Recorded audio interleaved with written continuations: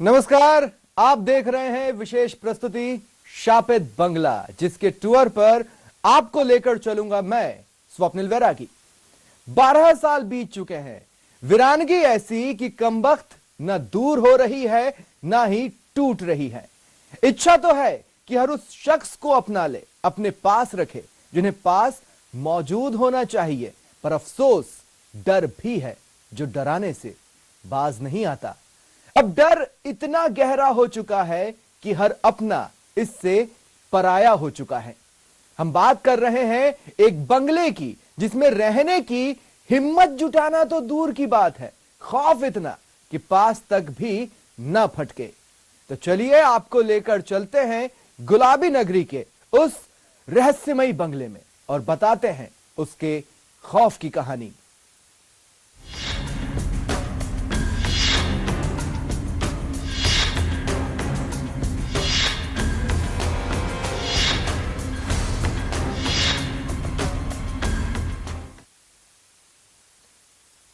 हर, ध्यान से सुनिए, हर चुने हुए जनप्रतिनिधि की ख्वाहिश होती है कि उसका अपना एक सरकारी बंगला हो।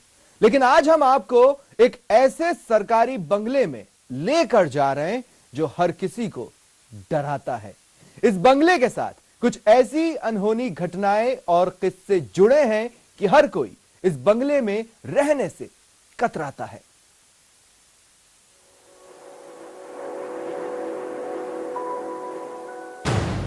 महापौर का शापित बंगला। 12 साल से वीरान पड़ा है बंगला।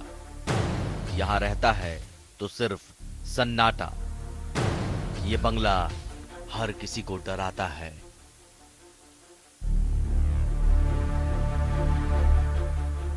सुनसान और वीरान पड़ा यह बंगला महापौर के निवास के लिए बनाया गया था, लेकिन करोड़ों की कीमत वाले इस बंगले में कोई भी महापौर रहने को तैयार नहीं है। पिछले 12 साल से इस बंगले में सन्नाटा पसरा हुआ है। वजह है एक डर। जी हां, इस बंगले में हुई घटनाओं की दहशत कुछ ऐसी है कि कोई भी महापौर इस बंगले में रहने के लिए तैयार ही नहीं होता है। जो भी मेयर इस बंगले में रहा है, उसे उसकी बड़ी कीमत चुकानी पड़ी है। किसी को अपनी जान तो किसी को अपना सुहाग इस बंगले में खोना पड़ा है। इस बंगले में होने वाली घटनाएं किसी को भी चैन से जीने नहीं देती है। ये मनहूस बंगला हर मेयर को डराता है। कोई भी मेयर इस बंगले के आसपास भी फटकना नहीं चाहता। हालात ये हो गए हैं कि अब ये बंगला कबाड़ और कबूतरों का अड्डा बन गया है। महापौर का यही वो शापित बंगला है जिसमें अब हर नया महापौर आने से कतराता है। घटनाएं कुछ इस तरह की जुड़ी है कि इस बंगले को शापित मान लिया गया है। करोड़ों की कीमत का ये बंगला अब कई सालों से वीरान पड़ा है। दशकों से इस बंगले को इंतजार है अब नए महापौर के आने का। हालात इस बंगले के आप देखिए, अस्थायी अतिक्रमण जो शहर भर से हटाए गए हैं, उनका ये आशियाना बन चुका है। शहर भर से कबाड़ लाकर इस बंगले में अब भरा जा रहा है। काफ़ी लंबा समय हो गया है, बंगले की सार संभाल जो है वो नहीं हो पा रही है, क्योंकि साहब अब इस बंगले में नहीं रहते। कबाड़ आप देख सकते हैं, बड़ी मात्रा में कबाड़ यहाँ पर पड़ा है। कबूतरों ने इस बंगले को अपना आशियाना बना लिया है। यही होता है जब कोई साहब अगर बंगले में नहीं रहते तो बंगले के भी कुछ इसी तरह की दुर्दशाएं होती है। अशुभ मान लिया गया ये बंगला जयपुर के घाटगेट इलाके में नगर निगम के मोती डुगरी कार्यालय के पास बना हुआ है।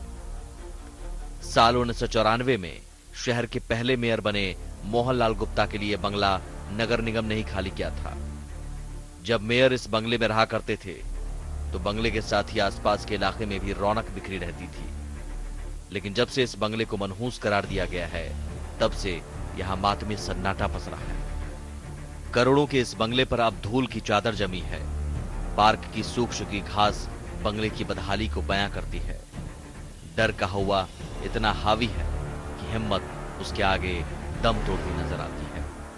तो किसी ने अपना सुहाग इस बंगले में रहते हुए गंवाया है, तो वो जो डर है वो कहीं ना कहीं जो महापौर नए जो बनते हैं उनके दिलों में समाया हुआ है, और वो डर कहीं अब निकलने का नाम नहीं ले रहा है।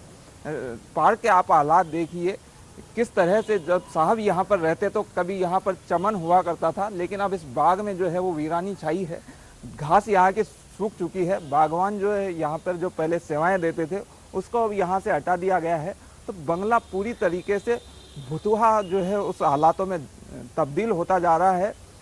ज़रूरत इस बात की है कि मेयर अब कोई आगे बढ़कर स्टेप ले, कोई मेयर इस बंगले में आने को तैयार हो तो शायद इस बंगले में रौनक फिर से लौट सके। फिलहाल इस बंगले को उसी दिन का इंतजार है जब फिर से कोई मेयर इस बंगले का रुख करेगा और इस बंगले में एक बार फिर से रौनक लौटेगी। बंगले की सार संभाल के लिए नगर निगम ने हालांकि एक कार्यालय यहां खोल दिया है, लेकिन इससे बंगले की वीरानी टूटती नजर नहीं आती। बंगले में घटी घटनाओं से डरे बाद के महापौरों ने अपना एक नया बंगला भी जिला कलेक्ट्रेट के पास बनवाने का प्रयास किया, लेकिन विवादों के चलते यह प्रयास सफल नहीं हो पाया। Dinesh Sharma, ETV news, Jaipur. इस बंगले का सन्नाटा चाहता है कि कोई उस सन्नाटे को चीर कर रख दे। बुरी आत्मा, कोई माने या ना माने, महापौर के इस बंगले में कई घटनाएं हुई जो ये मानने को मजबूर कर देती हैं कि इस बंगले में बुरी आत्माओं का साया है। जो भी यहां रहने आया उसे इसकी बड़ी कीमत चुकानी पड़ी। यहां हुई अजीब घटनाओं ने यहां रहने वाले महापौरों का चैन छीन लिया।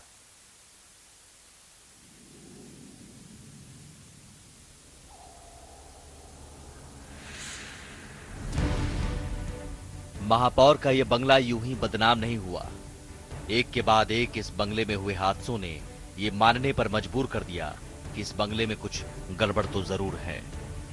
जयपुर के पहले महापौर मोहनलाल गुप्ता जब इस बंगले में रहने के लिए आए तो एक सड़क दुर्घटना में बाल बाल बच गए, लेकिन उनकी गाड़ी में सवार एक चेयरमैन की मौत हो गई। मोहनलाल गुप्ता के बाद पिछड़े वर्ग के कोटे से निर्मला वर्मा जयपुर की महापौर चुनी गई। निर्मला वर्मा के लिए बंगला किसी सपने की तरह था, लेकिन उनका यह सपना बुरा सपना साबित हुआ। वो इस बंगले में आई तो दुरुस्त, लेकिन यहां से जिंदा नहीं लौटी। सरकारी कुर्सी पर बैठे बैठे एक दिन दिल का दौरा पड़ने से उनका निधन हो गया। पूर्व महापौर ज्योति खंडेलवाल का भी मानना है कि इस बंगले में कुछ गड़बड़ तो जरूर है। ऐसी भ्रांति जरूर वहां पर पहले मैं यूं कहूंगी कि मेरे भी सुनने में आई थी, जिसमें चूंकि मोहनलाल गुप्ता जी वहां रहते थे, उनका भी एक सड़क हादसा हुआ था और जिसमें एक चेयरमैन थे राजेंद्र हल्दिया जी, उनकी डेथ हो गई थी। निर्मला वर्मा जी भी वहां रहीं और डेथ हो गई थी उनकी। शीलधा बाई जी के भी घर में जो उनके हस्बैंड है उनका, तो एक भ्रांति जरूर वहां पर इस तरह की कही जा सकती है जो आप शुभ और अशुभ वाली बात बोल रहे हैं। इस बंगले की मनहूसियत का सिलसिला यही नहीं थमा।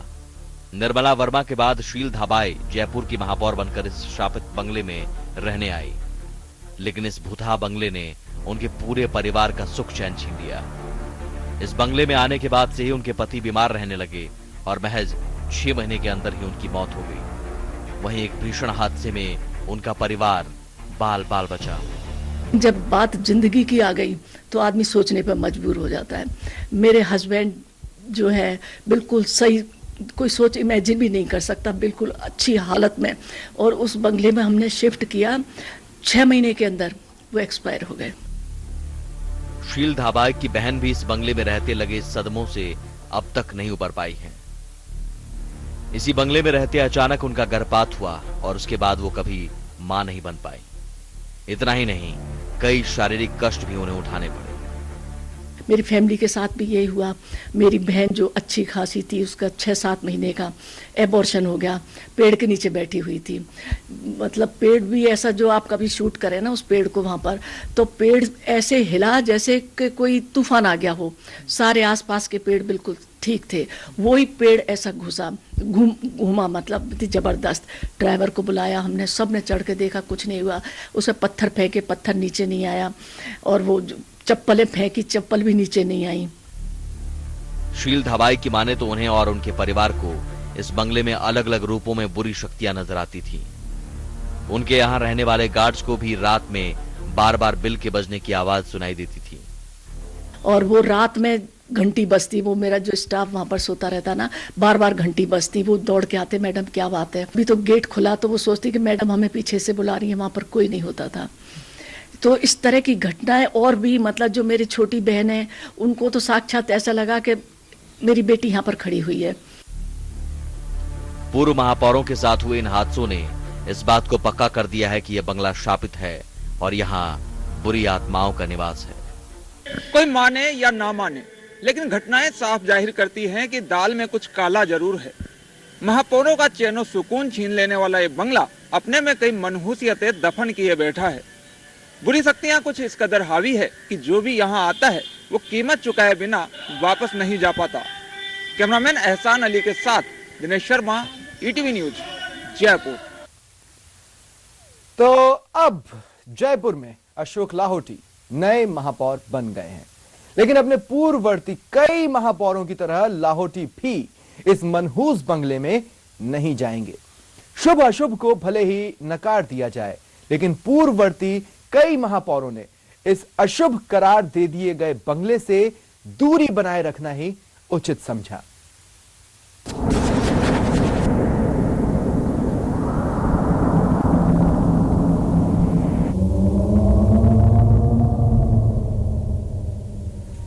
जयपुर में अब महापौर की कुर्सी पर अशोक लाहोटी काबिज हैं। निर्मल नाहटा को हटाए जाने के बाद अशोक लाहोटी जयपुर के मेयर बने हैं, लेकिन अपने पूर्ववर्ती कई महापौरों की तरह अशोक लाहोटी भी इस मनहूस बंगले का रुख नहीं करेंगे। अशोक लाहोटी से पहले निर्मल नाहटा, युति खंडेलवाल, पंकज जोशी और अशोक परनामी ने भी इस बंगले से दूरी बनाए रखना ही उचित समझा था। लगातार हुई घटनाओं के बाद अब हर महापौर इस बंगले में जाने से कतराता है। एक एक कर 3 महापौरों के साथ हुई घटनाओं ने जयपुर के प्रथम नागरिक कहे जाने वाले महापौरों को कुछ इस तरह से डराया है कि अब कोई महापौर वहां जाने का साहस नहीं जुटा पाता।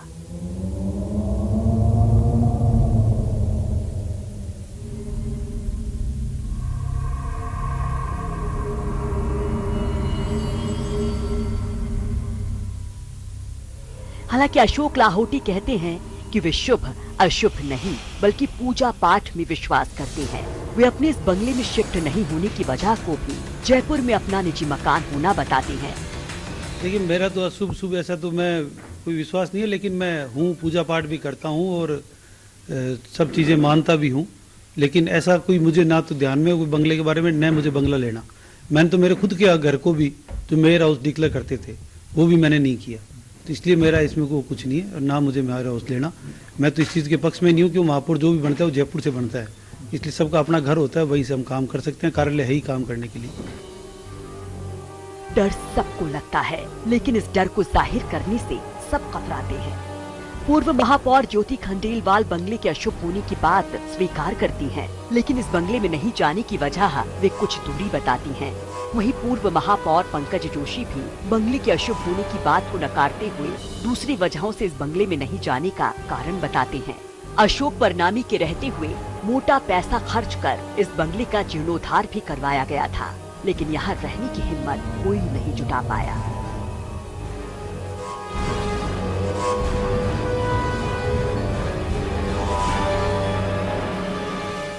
वहाँ पर मेरे न जाने के तो 2 कारण रहे कि एक तो वहाँ पर सामने ही सोफिया स्कूल है और उसकी वजह से वहाँ पर ट्रैफिक का बहुत ज़्यादा जो है वो प्रॉब्लम वहाँ पर सुबह और दोपहर के टाइम पे काफ़ी ज़्यादा रहती है, और एक ये रीज़न रहा कि शायद वो उतना कंफर्टेबल ना हो। और दूसरी जो बात रही कि उसके पास में ही जो मोती डूंगरी जोन और हवा महल ईस्ट जोन जो है वो दोनों एक ही बिल्डिंग में चलते हैं और वहाँ परेशानी होती है। नहीं, देखिए, मेरा नहीं रहने का वहाँ कारण दूसरा था, क्योंकि मैंने जो कार्यकाल पूरा किया वो मैंने अशोक जी परनामी का जो कार्यकाल था वो पूरा किया, और एक बहुत कम शॉर्ट टेन्योर था जो मुझे वहाँ था। तो मुझे इतनी नहीं थी कि मैं वहाँ शॉर्ट टर्म के लिए जाऊँ और मैं अपने पेरेंट्स को छोड़ूँ, और इसलिए क्योंकि मैं अपने पेरेंट्स के साथ रहता था पेरेंटल हाउस के अंदर, और इसलिए मेरा वहाँ जाना नहीं हो पाया मैं पेरेंट्स के साथ वहाँ। बाकी मैं नहीं मानता कि वो कोई इतना कोई अशुभ हो या ये हो। ठीक है, वहाँ जो लोकेशन है ऑफिस के पास होने से थोड़ा सा कंजस्टेड एरिया जरूर है, वो एरिया जो है कंजस्टेड एरिया है।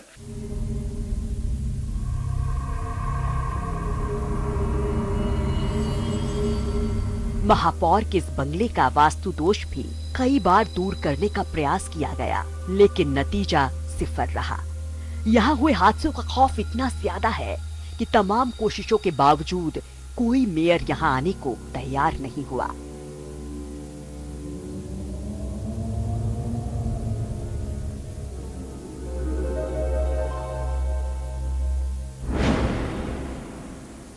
होनी तो होनी ही होती है, होनी को भला कौन टाल सकता है, लेकिन दामन पर लगे दाग कई बार बड़ा दर्द दे जाते हैं।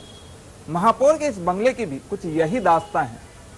ये बंगला अपने उन गुनाहों की सजा भुगत रहा है जो इसके ऊपर थोप दिए गए हैं। कोशिशें लाख हुई पुराने निशान मिटाने की, लेकिन दाग है कि धुलने का नाम नहीं लेते। कैमरामैन एहसान अली के साथ दिनेश शर्मा, ईटीवी न्यूज, जयपुर। तो एक भूत बंगला जहां गुमनाम है कोई कुछ भी कहे, समझे या मायने निकाले। महापौर के इस बंगले के अशुभ होने के पीछे कई गहरे राज छिपे हैं। क्यों इस बंगले में अनहोनी घटनाएं होती हैं और क्यों यहां रहने वालों का चैन सुकून लुट जाता है, आज हम आपके सामने इस राज का खुलासा करेंगे। क्या है इस बंगले की पूरी हकीकत, देखिए इस रिपोर्ट में।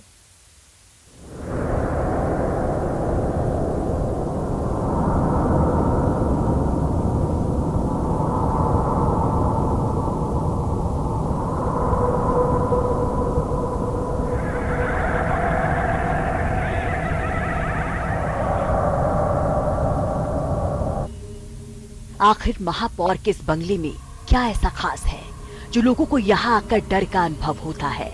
आखिर वो कौन सी चीज है जो लोगों को यहाँ बार बार अलग अलग रूपों में नजर आती है? आखिर क्यों यहाँ रहने वाले लोगों के साथ अनहोनी घटनाएं घटती हैं? जब हम इन सवालों की तह तक गए तो कुछ चौंकाने वाली जानकारियां सामने आई। दरअसल ऐसा बताया जाता है कि जिस जगह पर ये बंगला बना हुआ है वहाँ पहले कब्रिस्तान हुआ करता था।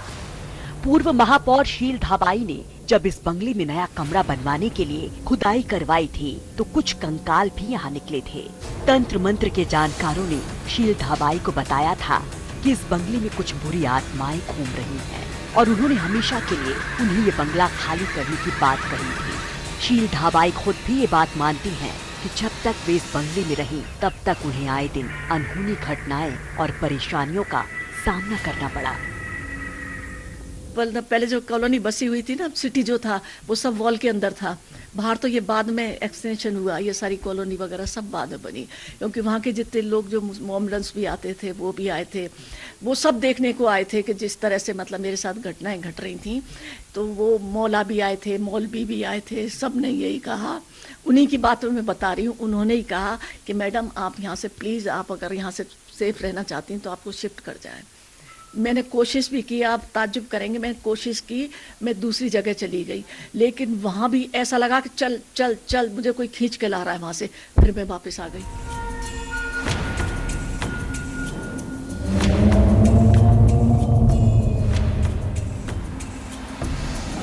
महापौर के इस बंगले की पड़ताल के लिए हम वास्तुविद और ज्योतिषाचार्य पंडित मुकेश भारद्वाज को भी मौके पर लेकर पहुंचे। बंगले की गहनता से पड़ताल करने के बाद पंडित मुकेश भारद्वाज ने कहा कि इस बंगले के वास्तु में गहरा दोष है। उन्होंने कहा कि इस भवन को बनाने में वास्तु के तमाम नियम कायदों की अनदेखी की गई है और इस भवन में पॉजिटिव के बजाय नेगेटिव एनर्जी गहरे रूप में विद्यमान है। सीढ़ियों की बनावट हो या पार्क का साइज, भवन का आकार हो या पेड़ पौधों की स्थिति, हर जगह वास्तु दोष इस बंगले को नेगेटिव एनर्जी की तरफ ले जाता है। जी बिल्कुल, ये एक ऐसा भवन है जिसके अंदर बहुत ही नेगेटिविटी, मतलब सारे जो वास्तु के सिद्धांत हैं उनकी अवहेलना की गई है और एक ऐसा भवन बनाया गया जिसके अंदर कहीं से भी आप कोई पॉजिटिव लक्षण नहीं देखते। बहुत सारी खामियों के साथ है। साउथ खुला है, सामने से तिकोना है। आप देखें कि एक नेगेटिव चीज अपनी नेगेटिविटी अपने आप कलेक्ट करती है। तो यहाँ अगर आप देखेंगे तो सारी जो चीजें इकट्ठी हुई हैं वो सब वो हैं जो कहीं भी जिनको आप काम की या कोई बहुत बेहतर उसमें देखते। आफ्टर इफेक्ट्स के रूप में मैं बात कर रहा हूँ, लाइव्स पे तो है ही, वैसे भी आप देखिए। साथ ही एक और चीज भी है कि जिन पौधों या पेड़ों या हम और भी तरह की एनर्जी, हम सोचते हैं कि ये सारी एनर्जी जो कहीं ना कहीं इम्पैक्ट डालती हैं जीवन पर या पॉजिटिव होने की लक्षणों को दर्शाती हैं, उनमें भी कोई यहाँ हम एक भी पॉजिटिव लक्षण नहीं देखते हैं। अनुभूत ज्योतिष के ज्ञाता पंडित मुकेश भारद्वाज अपनी पड़ताल और अन्वेषण के आधार पर ये भी कहते हैं कि शायद ये भूमि पहले किसी अच्छे उपयोग में नहीं आती होगी। इसी वजह से यहाँ नेगेटिव एनर्जी के साइन कुछ ज्यादा नजर आ रहे हैं।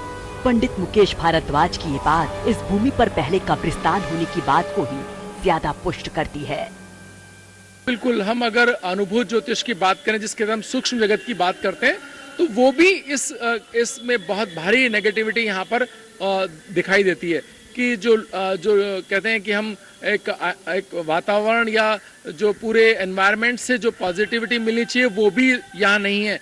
हो सकता है कि यहाँ पूर्व में इस जो भूमि के जो पूर्व में जिस उपयोगों में आती रही हो वो भी कोई पॉजिटिव साइन नहीं देती, उससे भी पॉजिटिविटी मिलती है। मतलब अगर आपकी भूमि बहुत पहले अच्छे किसी काम में आई हुई है और अगर आपने थोड़ा बहुत वास्तु डायरेक्शंस को नहीं माना है, नहीं किया है, तो भी कुछ अच्छे परिणाम आप प्राप्त कर सकते हैं। लेकिन उस दृष्टिकोण से भी देखें तो भी यहाँ कोई बहुत बढ़िया कुछ दिखाई नहीं देता। कहानी भले जो भी हो, लेकिन हकीकत ये है कि बंगला अब अपनी मनहूसियत के लिए काफी बदनाम हो चुका है। जिस बंगले में कभी महापौर से मिलने वालों की चहल पहल होती थी, वहाँ अब वीरानी छाई रहती है। महापौरों के इस बंगले से कन्नी काटने के चलते करोड़ों की कीमत वाले बंगले की हालत अब पौड़ियों जैसी नजर आने लगी है। करोड़ों की कीमत वाले इस बंगले में अब कई साल से वीरानी पसरी है। इस दौर में भी जब लाल बत्ती वाले लोग बंगले की फरमाइश करते हैं, इस शापित बंगले में कोई मेयर रहने को तैयार नहीं होता। दामन पर कई दाग झेल रहा है ये बंगला अब फिर से अपने पुराने दिनों के लौटने का इंतजार कर रहा है। कैमरामैन एहसान अली के साथ दिनेश शर्मा, ईटीवी न्यूज, जयपुर। कहीं इस बंगले में कोई ऐसा तो नहीं जो इस दुनिया को छोड़ने के बाद भी कुर्सी का मोह नहीं छोड़ पाया। हमारी इस खास पेशकश बंगले के रहस्य में फिलहाल के लिए बस इतना ही। आप देखते रहिए ईटीवी न्यूज।